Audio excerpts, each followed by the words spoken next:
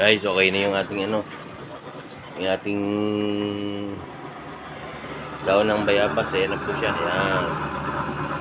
Nagmix na po yung ano, nagmix na po yung katas ng daon ng bayabas sa ating pinakuluang daon ng bayabas. At yan po yung magiging kape natin araw-araw. Ganda po sa katawan yan.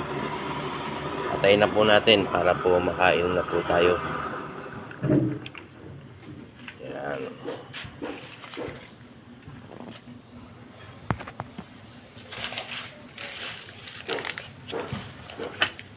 Ito na po yun. Nasali po natin dito. Ito sa ating ano. Hindi po makikita.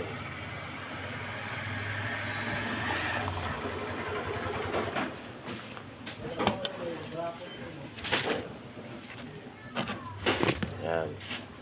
Ito na po yung ating tsaa. Tsaa na dahon ng bayabas. Ito yung ating iinumin. Yan. Ito tayo sa bahay. Habang nagkakape po tayo, is na kape, dahon ng bayabas po. Yan. Yan. Good morning po sa lahat. Bye-bye po.